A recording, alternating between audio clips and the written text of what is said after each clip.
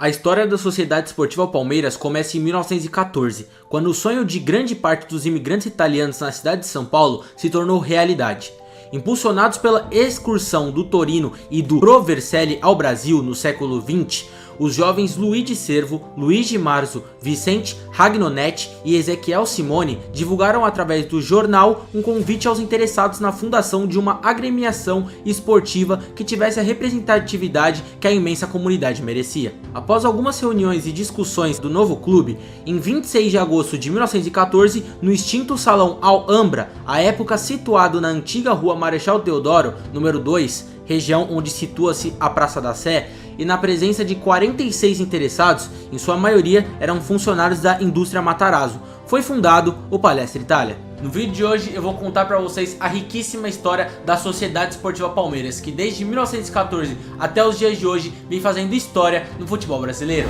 O Palestra nasceu com a ambição de ratificar no Brasil a recém-concluída consolidação da Itália na Europa, formando um time que representasse a comunidade como um todo e assim podendo brigar de frente com as grandes potências futebolísticas da cidade. Em uma sacada de mestre para a época, ao invés de entrar em campo sem a preparação adequada, perdendo jogos e desanimando fundadores e simpatizantes, como ocorreu com vários times que surgiram na época, a equipe palestrina ficou meses treinando em campo na Rua Major Maragliano, no bairro de Vila Mariana, realizando avaliações a fim de escolher os melhores jogadores antes de disputar uma partida oficial. Superadas as dificuldades iniciais que quase obrigaram o Palestra a encerrar prematuramente suas atividades em meio à Primeira Guerra Mundial, já que a agremiação perdeu sócios e jogadores que tiveram que lutar pela Itália, a primeira partida oficial do novo clube foi disputada em 24 de janeiro de 1915 contra a Savoia, no atual município de Votorantim, e o amistoso terminou em vitória palestrina por 2-0, com gols de Bianco e Allegretti. Disputando somente amistosos em seu primeiro ano de vida, o Palestra Itália conseguiu em 1916 uma vaga para disputar o torneio estadual regido pela Associação Paulista de Esportes Atléticos, a APA, para participar de sua primeira competição oficial, cuja inscrição na liga já havia sido feita desde abril de 1915. A estreia no Campeonato Paulista ocorreu no dia 13 de maio daquele ano, no empate por 1-1 com o Mackenzie, vice-campeão estadual na temporada anterior, uma marca histórica por ter sido seu primeiro jogo oficial deste gigante brasileiro. Logo no ano seguinte, o clube tornou-se vice-campeão paulista e enfrentou pela primeira vez o Corinthians, clube que viria a ser seu maior rival de todos os tempos. Vitória por 3-0, com 3 gols de Caetano. Em 1918, porém, o Palestra abandonou a APA em resposta à perseguição que sofria dos clubes de elite da cidade de São Paulo e dos consequentes e frequentes erros de arbitragem. Foi neste período que a gripe espanhola assolava a Europa e chegava a São Paulo. O clube então abriu instalações na rua Líbero Badaró, centro de São Paulo, a Cruz Vermelha, fazendo de lá um hospital. O gesto fez com que o Palestra ganhasse simpatia, inclusive um belo gesto da agremiação na época, gerando uma pressão para que a equipe voltasse a figurar no quadro da APA, o que aconteceu em 1919, culminando em mais um vice-campeonato. Em 1920, apenas 6 anos após a fundação, o time palestrino conquistou o título do Campeonato Paulista pela primeira vez na história, vencendo no jogo decisivo o poderoso Paulistano, então tetracampeão estadual, por 2-1. Ou seja, em menos de 6 anos de existência, o Palestra já tinha em seu currículo um título e 2 vice-campeonatos. Ao mesmo tempo em que se desenvolvia esportivamente, o Palestra também aumentava seu patrimônio. Em 1920, com o apoio da companhia Matarazzo, o clube efetuou a compra do campo de futebol e de grande parte do terreno do Parque Antártica, pelo valor de 500 contos de réis, uma fortuna à época. O contrato entre as partes foi firmado no dia 27 de abril de 1920. No mês seguinte, em 16 de maio, já como proprietário do estádio, o Palestra Itália goleou o Mackenzie por 7-0. Em agosto, o time conquistou a maior goleada de sua história em partidas oficiais, 11-0 sobre o Internacional da capital, marca que permanece até os dias de hoje. Conquistas e estreia internacional. Cada vez mais consolidado entre os principais times da cidade, o Palestra Itália disputou sua primeira partida internacional em 1922, com vitória por 4-1 sobre a seleção paraguaia, então vice-campeã sul-americana. Olha o tamanho da importância desse jogo, em amistoso realizado na Chácara da Floresta e válido pela simbólica Taça Guarani. Além disso, o clube comemorou pela primeira vez um bicampeonato paulista, em 1926, título invicto, e em 1927 faturou uma edição extra do Paulistão. Em 1926, de novo invicto, e no mesmo ano conquistou a Copa de Campeões Estaduais Rio-São Paulo, o primeiro título interestadual da extensa galeria das conquistas palestrinas. já mostrando a grandeza que o Palestra Itália já conquistava na época. A década também foi de crescimento para os esportes olímpicos. A agremiação participou da fundação de importantes federações estaduais e nacionais, com destaque para o basquete, introduzido ao clube em 1923. O Palestra afirmou-se como a primeira grande dinastia na modalidade ao vencer 7 títulos paulistas em apenas 8 anos de atividade, possibilitando grande impulso e desenvolvimento para o esporte nas décadas de 1920 e 1930. O primeiro título de bola ao cesto foi conquistado em 1928, Campeonato Paulistano, tendo Heitor, maior artilheiro da história do Palmeiras no futebol, como um dos destaques da geração vitoriosa sobre as cestas. Olha que interessante, Heitor, além de jogador de futebol, também era jogador de basquete. O tricampeonato não apenas no futebol. O Palestra Itália colecionou títulos importantes ao longo da década de 30. Além de comemorar seu primeiro e até hoje único tricampeonato paulista, 1932, 1933 e 1934, levou os troféus estaduais de 1936 e 1940 e sagrou-se campeão da segunda rodada e última edição do Campeonato Paulista Extra, em 1938. Já havia levado também a taça na primeira edição, em 1926. E conquistou o primeiro torneio Rio-São Paulo da história, em 1933. Em marcha vitoriosa, o Palestra tornou-se também tricampeão estadual de basquete, nos mesmos anos de 1932, quando foi disputada a primeira edição do torneio, 1933 e 1934, fazendo com que a torcida palestrina comemorasse com o grito: com o pé e com a mão, o Palestra é campeão. A década foi marcada ainda por goleadas impiedosas nos adversários, que seguem até hoje como as maiores de todos os tempos.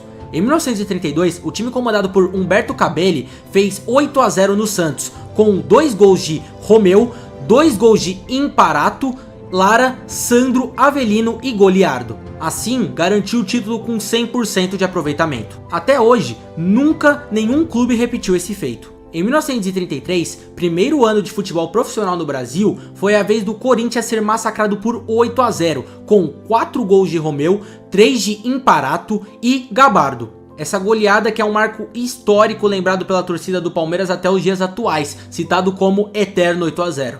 No mesmo ano de 1933, o Parque Antártica viveu sua primeira grande reforma e se tornou o estádio mais moderno do país na época. A arquibancada geral era de madeira, passou a ser concreto armado. Além disso, uma tribuna social foi erguida para os associados do clube, rebatizando para Stadium Palestra Itália. A Casa Alviverde foi reestreada no dia 13 de agosto daquele ano, com uma importante vitória por 6-0 sobre o Bangu, em confronto válido pelo torneio Rio-São Paulo. Neste mesmo período, a sede social do clube foi transferida do centro da cidade para o entorno do estádio. Nessa época já se via a grandeza do clube proprietário de um estádio particular. Na inauguração do estádio do Pacaembu, no dia 28 de abril de 1940, o Palestra também foi protagonista, goleando o Coritiba por 6-2, em partida válida pelo torneio de inauguração do Pacaembu. Uma semana depois, a equipe alviverde bateu o Corinthians por 2-1 e se tornou o primeiro time a ser campeão no estádio municipal. Lembrando que até os dias de hoje, o Palmeiras é o time que mais foi campeão no Pacaembu. De Palestra a Palmeiras, a arrancada heróica. Durante a Segunda Guerra Mundial, em 1942, o governo Getúlio Vargas instituiu decreto que proibia a qualquer entidade o uso de nomes relacionados aos países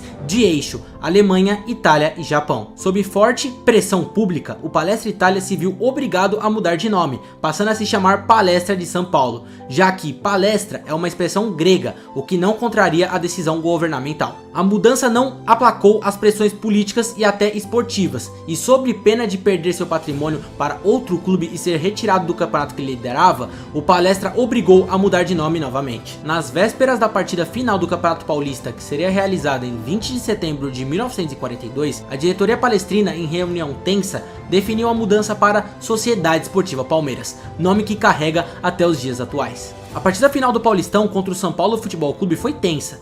O Palmeiras entrou em campo conduzindo a bandeira brasileira sob o comando do capitão do exército Alberto Mendes, impedindo possíveis vaias da torcida adversária. E com a bola rolando, o Alviverde já vencia o jogo por 3-1, quando teve um pênalti ao seu favor.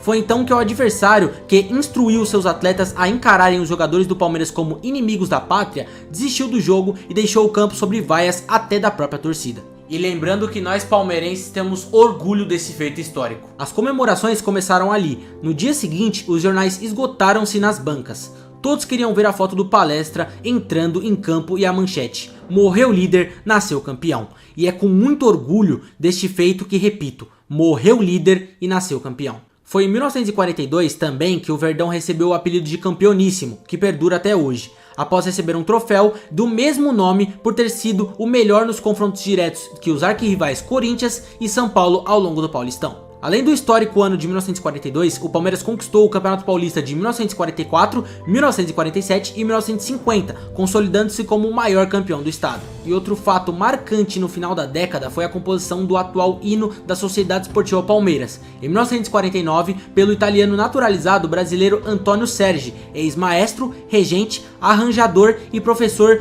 do Conservatório Dramático e Musical de São Paulo. Uma marca histórica. Em 1951, o mundo foi Palmeiras. Com o apoio do presidente da FIFA, o primeiro campeonato mundial de clubes, Copa Rio, foi disputado no Brasil com a participação de 8 times, divididos em duas chaves de 4. Vasco da Gama, Brasil, Áustria Viena, da Áustria, Nacional do Uruguai e Sporting Portugal. Com sede no Rio de Janeiro, Palmeiras, Juventus, Estrela Vermelha e Olympique de Nice com sede em São Paulo. Ao final da fase classificatória, coube ao Palmeiras e Juventus decidirem o título em 2 partidas. O Verdão venceu o primeiro jogo no Maracanã por 1-0, gol de Rodrigues, no dia 18 de julho de 1951. O segundo jogo, também no Maracanã, no dia 22 de julho de 1951, terminou empatado em 2-2, gol de Rodrigues e Liminha. Com esse resultado, o Alviverde tornou-se o primeiro campeão mundial de clubes da história. Após a conquista, houve uma grande comemoração no Rio de Janeiro, com um desfile em carro aberto da equipe pelas ruas da cidade, demonstrando a importância do título conquistado pelo Verdão. Na volta de trem a São Paulo, o Palmeiras foi recebido por uma grande multidão na estação Roosevelt, no trajetório até o Palestra Itália. O povo aglomerou-se em todos os lugares possíveis para reverenciar os campeões. Mais de 1 milhão de torcedores de todos os times festejavam pelas ruas. À época, a população da cidade de São Paulo passava pouco mais de 3 milhões de habitantes, e a torcida palestrina já era a maior da capital. Além de devolver a confiança ao torcedor brasileiro abalado pela derrota na final da Copa do Mundo de 1950, também no Brasil, o título mundial completou uma sequência de 5 conquistas importantes em um período de 1 ano, as chamadas 5 coroas. Taça da Cidade de São Paulo de 1950, Campeonato Paulista de 1950, Torneio Rio-São Paulo de 1951, Taça Cidade de São Paulo de 1951 e Taça Rio de 1951. O Palmeiras faturou também o título do Supercampeonato Paulista de 1959, decidido somente nas partidas extra contra o Santos. Depois de 2 empates nos 2 primeiros jogos, o Verdão derrotou o time do Pelé, maior jogador de futebol de todos os tempos, por 2-1 no duelo final, com gols de Juninho Botelho e Romeiro no Pacaembu. O fim da década foi coroado com o primeiro título nacional de extensa galeria alviverde, disputada pela segunda vez em 1960, a Taça Brasil, reunindo os 17 campeões estaduais na briga pelo troféu do Campeonato Brasileiro. Invicto, o Palmeiras chegou à final vencendo o Fluminense na segunda semifinal. Após empate no primeiro jogo, o título foi conquistado com 2 vitórias sobre o Fortaleza na decisão, 3-1 no estádio Presidente Vargas e goleada por 8-2 no estádio Pacaembu. Surgia o maior jogador de toda a história do Palmeiras. O padrão de qualidade do futebol palmeirense, comandado por aquele que viria a ser o símbolo da excelência com as bolas nos pés, Ademir da Guia, fez com que o clube do Palestra Itália fosse chamado de Academia de Futebol nos anos 60, já que dava aulas aos seus rivais enquanto colecionava conquistas pelo seu país. Assim teve início a primeira academia de ídolos como Valdir de Moraes, Djalma Dias, Djalma Santos, Julinho, Ademir, Servilho e outros. No cenário estadual, foram 2 taças, em 1963 e 1966, que somadas a 1959, impediram que o Santos de Pelé conquistasse 12 títulos paulistas consecutivos. Em 1965, já liderados pelo técnico argentino Filpo Nunes, os jogadores do Palmeiras venceram a segunda competição nacional mais importante da temporada, o Rio-São Paulo, com atuações destacadíssimas. Ao longo da campanha, emendou goleadas contra os principais rivais. Foram 7 gols no Santos, 5 no Botafogo em pleno Maracanã, 5 no São Paulo e mais 4 no Vasco. Isso demonstra o quão grande sempre foi a Sociedade Esportiva Palmeiras. O título máximo foi conquistado em outra goleada diante do Botafogo, desta vez no Pacaembu. No mesmo ano de 1965, o Palmeiras foi Brasil por 90 minutos. Todo o elenco e a comissão técnica alviverde foram convocados pela CBD, atual CBF, para inaugurar o estádio do Mineirão, em Belo Horizonte, e representar a seleção brasileira na disputada taça em Confidência. Diante da seleção do Uruguai, o Verdão vestiu verde e amarelo. O Palmeiras foi vitorioso, venceu por 3-0 da Celeste Olímpica. A partida foi a primeira e única em que um time inteiro com reservas representou a seleção. Mais uma vez, o Palmeiras fazendo história no futebol brasileiro. No ano anterior, em 1964, o Palmeiras havia ganhado a taça do 4º centenário do Rio de Janeiro, batendo a seleção do Paraguai por uma goleada, 5-2, e vencendo o Peñarol do Uruguai na final. No período, o Verdão também fazia suas primeiras partidas pela Libertadores. Campeão brasileiro de 1960, o time chegou à final do torneio sul-americano, logo em sua primeira participação. Em 1961, 7 anos depois, em 1968, o Alviverde foi novamente vice-campeão. Ao final dos anos 60, o Palmeiras acrescentou mais 3 taças à sua galeria de títulos nacionais. O ano de 1967 foi histórico para o Palmeiras e para o futebol brasileiro. Campeão da Taça Brasil e do recém-criado torneio Roberto Gomes Pedrosa, a equipe confirmou por 2 vezes no mesmo ano o posto de melhor do país. O clube também tornou-se tetracampeão brasileiro em 1969, após conquistar seu 2º título do Robertão, e faturou também o torneio Ramon de Carranza, na Espanha, ao bater o Real Madrid na decisão. Ainda nesta década, o clube deu início a outra grande reforma no estádio Palestra Itália, no qual a arquibancada foi totalmente reconstruída e passou a ter mais que o dobro da capacidade anterior. O campo do estádio foi elevado, gerando assim o nome de Jardim Suspenso. No subsolo foram construídos vestiários. A reinauguração aconteceu em 7 de setembro de 1964, na vitória do Palmeiras por 2-0 sobre a Esportiva de Guaratinguetá, pelo Campeonato Paulista. Pouco tempo após o fim da primeira academia, novos reforços se uniram aos remanescentes Dudu e Ademir da Guia na formação da 2ª academia, que desfilou o talento pelos gramados na mesma proporção em que conquistou títulos. O time foi 3 vezes campeão paulista, uma delas de forma invicta, e foi bicampeão brasileiro. Faturou mais 2 títulos troféu Ramon de Carranza na Espanha, batendo o Espanhol em 1974 e o Real Madrid em 1975, e venceu o torneio de Mar del La Plata na Argentina, superando Peñarol, Boca Juniors e São Lourenço, entre outras conquistas. No período, alguns craques ganharam destaque e se tornaram ídolos, como o goleiro Leão, o zagueiro Luiz Pereira e Alfredo, os atacantes Leivinha, Edu Bala, César Maluco e Ney, e mais tarde o meia Jorge Mendonça. Em 1972, já sob o comando de Oswaldo Brandão, campeão como técnico dos Paulistões de 1947 e 1959 e do Brasileiro de 1960, um ano depois de ser prejudicado na final do Campeonato Paulista contra o São Paulo, o Palmeiras fez história e conquistou todos os títulos que disputou. Os principais foram o Paulistão, vencido de forma invicta diante do mesmo São Paulo na decisão, e o Brasileirão, que ganhou pela 5ª vez depois de empatar com o Botafogo na final, no Morumbi. O Palmeiras ficou com a taça por ter somado mais pontos que os rivais ao longo da competição. O ano de 1972 também foi importante para o futsal palmeirense. Na ocasião, o time principal venceu quase todas as competições que disputou: estadual invicto, metropolitano, torneio início invicto e bicampeonato sul-americano, também invicto. O Verdão já havia se tornado o primeiro campeão continental de futsal na edição de estreia de competição de 1970. O único título que o Alviverde não levou foi a Taça Brasil, que sagrou-se vice-campeão. No basquete, Palmeiras ainda conquistou seus 2 principais títulos no período: Copa Interamericana de Basquete de 1974 e o Campeonato Brasileiro de Basquete de 1977. Ainda no futebol, com a manutenção do elenco vencedor de 1972, o Verdão sagrou-se hexacampeão brasileiro em 1973, demonstrando enorme superioridade sobre os rivais. Em 40 jogos,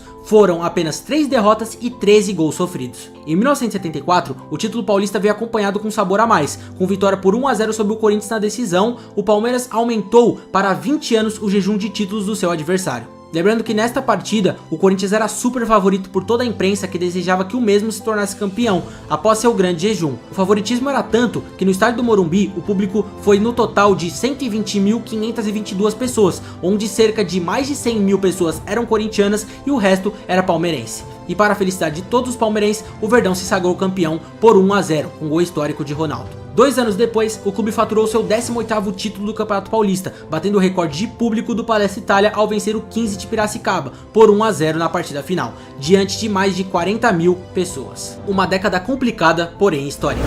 Acostumado às grandes glórias das academias nos anos 60 e 70, o palmeirense viu a década de 80 passar sem conquistas.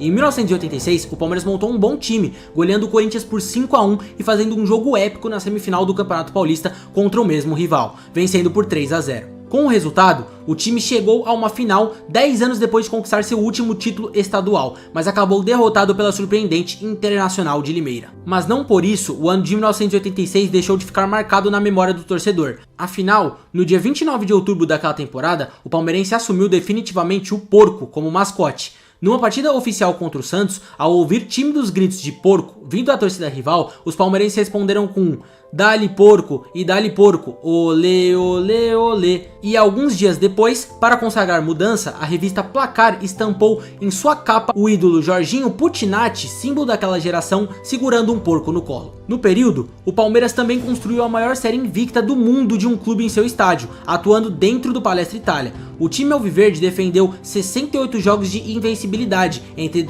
dia 23 de janeiro de 86 e 16 de setembro de 1990. Foram 44 vitórias e 24 empates atuando diante de sua torcida. Em 1988 foram iniciadas as obras do centro de treinamento da equipe profissional, em um terreno cedido pela Prefeitura de São Paulo no bairro da Barra Funda. A inauguração do complexo aconteceu 3 anos depois, com o nome da Academia de Futebol. Uma década vitoriosa. Impulsionado por uma bem planejada e sucedida parceria com a Parmalat, o Palmeiras conseguiu inúmeras conquistas esportivas e voltou a gritar "é campeão" na década de 90. Após o primeiro ano de estruturação da parceria, em 1992, no qual foi vice-campeão paulista, o Verdão venceu o histórico Campeonato Paulista de 1993, goleando o Corinthians por 4-0 na segunda partida da final, e deu fim ao jejum de 16 anos sem títulos. Conhecida até hoje como Dia da Paixão Palmeirense, pois a data da partida se deu no mesmo dia que o Dia dos Namorados. Após a derrota por 1-0 no primeiro jogo, com gol de Viola e provocação ao Palmeiras imitando um porco na comemoração, o técnico Vanderlei Luxemburgo motivou ainda mais os jogadores, que atropelaram o rival no segundo jogo. Zinho, Evair e Edilson marcaram os gols no tempo regulamentar e coube ao matador Evair o gol do título e a quebra do tabu na prorrogação. A imagem da comemoração do camisa 9 é uma das mais simbólicas do período, sendo que das arquibancadas vinha o som da torcida palmeirense com os gritos de "chora Viola e imita o porco agora". No Campeonato Brasileiro de 1993, depois de ótima campanha na primeira fase e de eliminar o São Paulo na semifinal com um golaço de César Sampaio, o time faturou o título com 2 principais triunfos sobre o Vitória na decisão e superou o Santos em número de conquistas nacionais. Na mesma temporada, o time ainda faturou o torneio Rio-São Paulo, que voltou a ser disputado depois de 27 anos de ato, novamente batendo o Corinthians, desta vez com um show de Edmundo. Heptacampeão brasileiro, o Verdão ainda ampliou a marca no ano seguinte, conquistando o bicampeonato brasileiro de 1994, novamente superando o arquirrival na decisão. Na primeira partida da final, o Palmeiras derrotou o Corinthians por 3-1, com grande exibição do meia Rivaldo, que marcou 2 dos 3 gols palmeirenses. Tranquilo no segundo jogo, o Verdão ficou com o título após o empate por 1-1. Ainda em 1994, em jogo válido pela Libertadores, o Palmeiras massacrou o Boca Juniors no Palestra Itália em uma noite de gala de Mazinho. O placar foi de 6-1, foi a maior derrota do time argentino fora de seu país em toda a história. 2 anos depois, em 1996, com o Djalminha como maestro, o time venceu de forma avassaladora o Campeonato Paulista, marcando mais de 100 gols e carimbando o melhor aproveitamento da história da competição na era profissional pós 1933. A campanha foi de 92,2% de aproveitamento, com 27 vitórias, 2 empates e apenas uma derrota. No período, o Verdão ganhou também a Copa Mercosul e a Copa do Brasil, ambos em 1998, mas a maior conquista ainda estava por vir no ano seguinte. Com velhos conhecidos como Kleber, César Sampaio, Zinho e Evair, e novos craques como Arce, Júnior, Alex, Paulo Nunes e Oséias,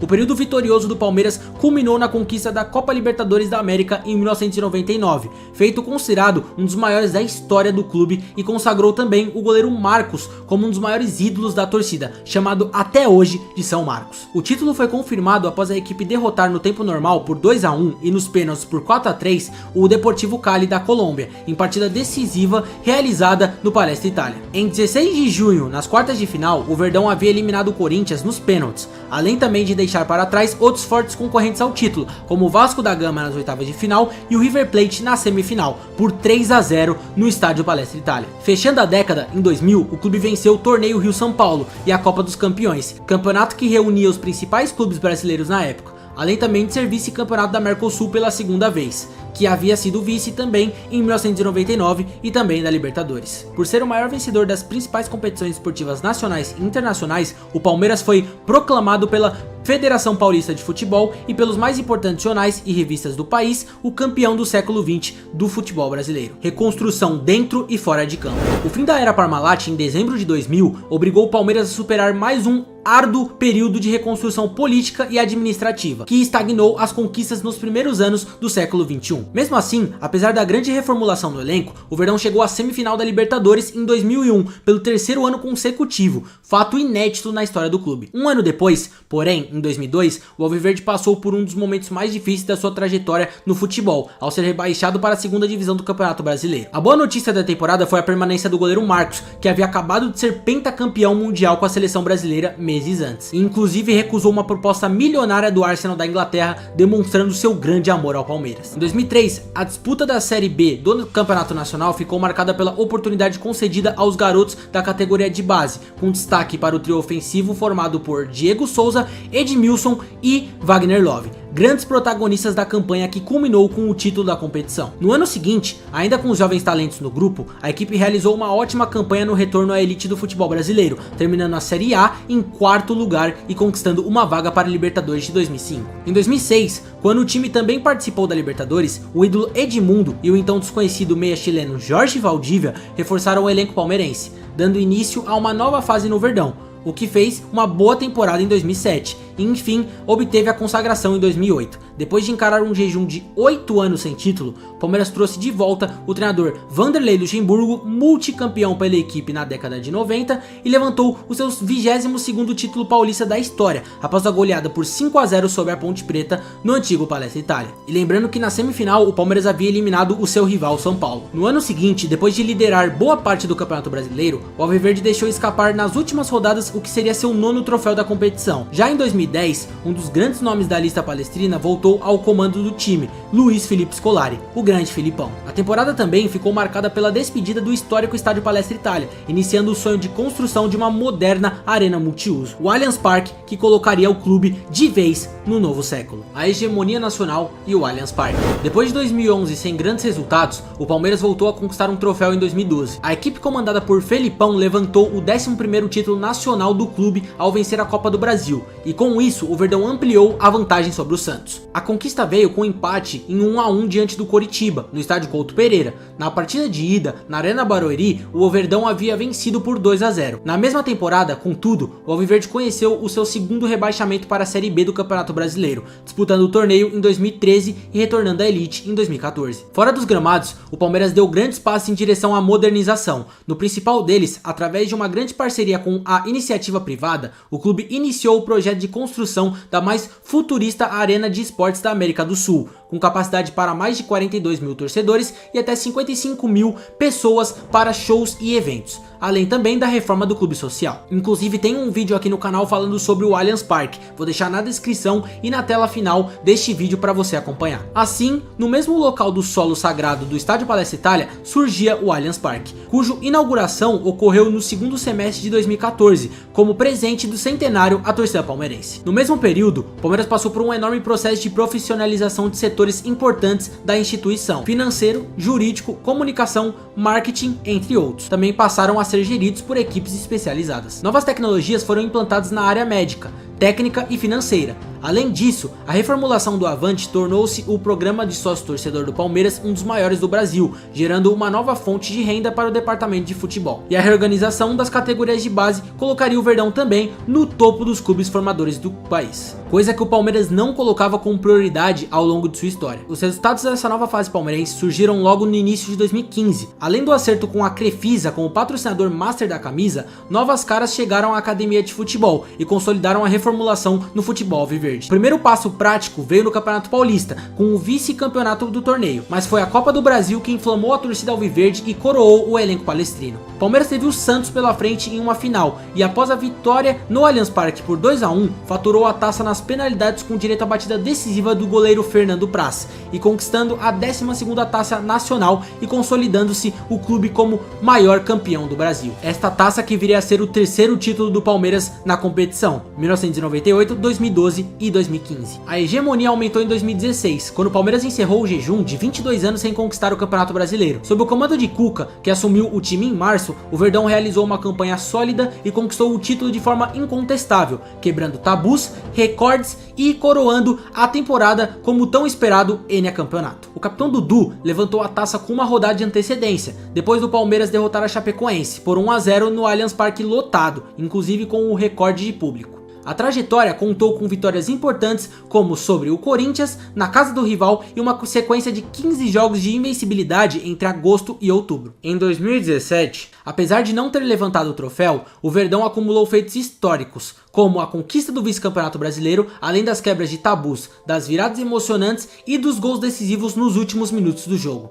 O sucesso das categorias de base palmeirense foi outro ponto também que chamou muita atenção, já que o clube teve pela primeira vez as 5 principais categorias na decisão do Campeonato Paulista, sendo campeão do Sub-11, do Sub-15 e do Sub-20. Além disso, o Alviverde também conquistou a Copa do Brasil Sub-17, considerado o principal torneio nacional na categoria. O último grande evento que marcou o ano palmeirense foi a despedida do ídolo Zé Roberto, um dos mais longevos jogadores da história do futebol mundial, que escolheu o Verdão para pendurar as chuteiras aos 43 anos. Já em 2018, o Verdão iniciou a temporada sob o comando de Roger Machado, mas foi quando o Felipão assumiu o Palmeiras, permaneceu invicto por todos os jogos do Campeonato Brasileiro até o fim do campeonato e sagrou-se campeão com uma rodada de antecedência, diante do Vasco da Gama em São Januário. Vitória essa do Palmeiras por 1-0 com gol de Daverson, que viria a fazer história. O título consolidou a ótima fase do clube, pois pela primeira vez na história, a equipe alcançou uma das maiores colocações do Campeonato Brasileiro em um recorde de 3 anos consecutivos, sendo campeão em 2016 e em 2018, além do vice de 2017. O principal destaque na campanha do título nacional foi Dudu, que ao longo do torneio bateu diversos recordes. Dentre eles, se tornou o artilheiro do Palmeiras no século XXI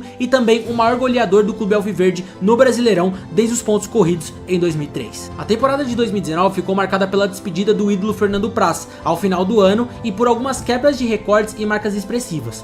Na Libertadores, por exemplo, o Palmeiras disputou uma inédita 4ª edição seguida da competição e se consolidou como o clube brasileiro com mais gols no geral. Já no Brasileiro, alcançou uma série de 33 jogos de invencibilidade, somando 23 de 2018 e bateu o próprio recorde, pertencente à segunda academia de futebol, 26 jogos entre 1972 e 1973. O Verdão também quebrou seu próprio recorde de invencibilidade como mandante, 32 duelos sem derrota, com 26 vitórias e 6 empates, superando os 27 jogos entre 1985 e 1987. O clube ainda se tornou o maior campeão do Brasil também na base, com 5 taças nacionais ao faturar a Supercopa do Brasil, Sub-17, e derrubou o tabu de 18 anos sem título no futebol feminino, com a conquista da Copa Paulista. O retorno de Vanderlei Luxemburgo ao time palmeirense, na sua 5ª passagem pelo clube, em janeiro da temporada de 2020, trouxe novamente a esperança de encerrar o jejum de títulos estaduais, que já durava mais de 12 anos. O último havia sido em 2008, justamente com o Lucha no comando, e antes disso, os outros de 1993, 1994 e 1996,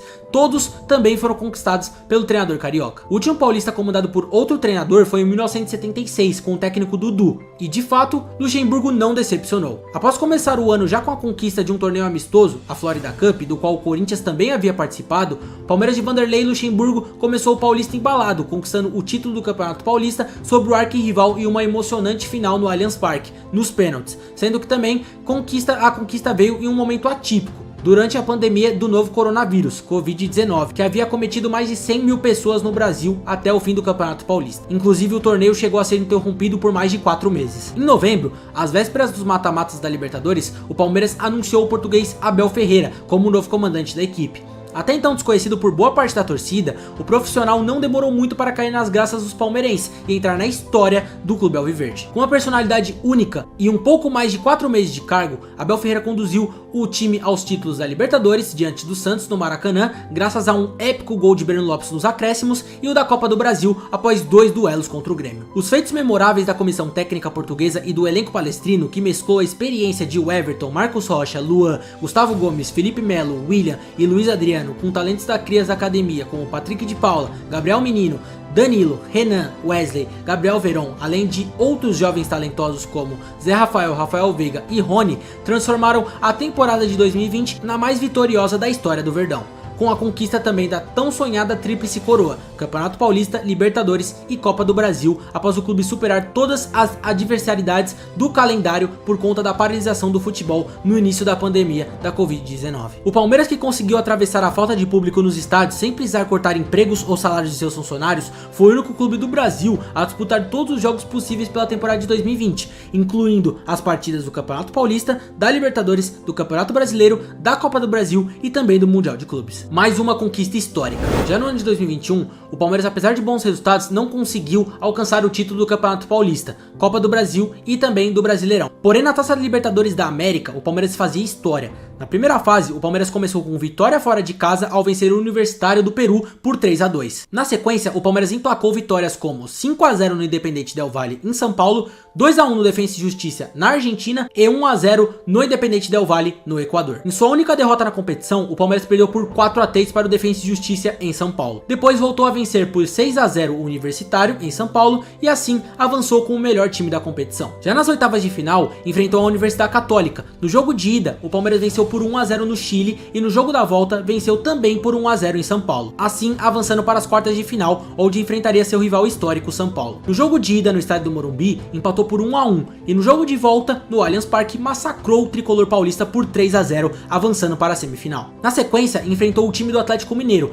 favorito por boa parte da imprensa, mas o Verdão novamente viria a fazer história, empatando o primeiro jogo no Allianz Parque por 0-0 e no jogo da volta no Mineirão, jogo em que houve o retorno da torcida aos estádios pós-pandemia, a partida terminou empatada por 1-1 e pelo critério de gol marcado fora de casa, o Palmeiras avançou para a grande final da competição, onde viria a enfrentar o Flamengo, favoritaço novamente por parte da imprensa, em jogo único em Montevidéu, no Uruguai. Na grande final, o Palmeiras venceu por 2-1 com gol de Daverson na prorrogação, onde ficou para a história do clube, e a torcida palmeirense também deu um show nas arquibancadas, mesmo em menor número, calando a torcida flamenguista em todos os 90 minutos do tempo normal e mais os 30 minutos da prorrogação, fazendo com que o Palmeiras se sagrasse tricampeão da Taça Libertadores da América. 2022, um ano de recordes. O Palmeiras já em janeiro, pela categoria de base na Copa São Paulo de Futebol Júniors, o Palmeiras conquistou o título de forma invicta e eliminou o São Paulo na semifinal e bateu o Santos por 4-0 na final, conquistando seu primeiro título na competição. Na sequência, o Palmeiras veio a conquistar a Recopa Sul-Americana, ao enfrentar o Atlético Paranaense no jogo da ida, na Arena da Baixada. O Verdão acabou empatando por 1-1 com gol de Rafael Veiga de pênalti nos últimos minutos do jogo. E no jogo da volta, no Allianz Parque, sem dificuldades, venceu por 2-0, conquistando o torneio pela primeira vez na história do clube. Já pelo Campeonato Paulista, o Palmeiras viria a se sagrar campeão de uma forma histórica, pois no jogo de ida no estádio do Morumbi, muito prejudicado pela arbitragem, o Palmeiras acabou perdendo por 3-1, mas mostrou-se gigante no jogo da volta no Allianz Parque e o Palmeiras emplacou uma sonora goleada de 4-0, levantando seu 24º Campeonato Paulista. Pelo Campeonato Brasileiro, o Palmeiras, mesmo não começando bem, foi se ajeitando, assumindo a liderança e não largou mais. Em paralelo, disputara a Copa do Brasil e também a Libertadores, onde de forma absurda em ambas as competições foi extremamente prejudicado e sendo eliminado. Porém, no Campeonato Brasileiro, o Verdão viria a se estragar em decacampeão brasileiro, aumentando ainda mais a sua hegemonia como o maior campeão do futebol brasileiro. Essa foi a história da fundação do Palestra Itália em 1914 até os dias de hoje da Sociedade Esportiva Palmeiras. Gostou do vídeo? Então peço por favor o seu like e convido você a se inscrever aqui no canal, pois vou trazer mais vídeos da história riquíssima do nosso Palmeiras para você. Desde já agradeço você por ter ficado até aqui, sugiro alguns vídeos aqui do canal. Então novamente muito obrigado, tamo junto, um grande abraço e avante palestra!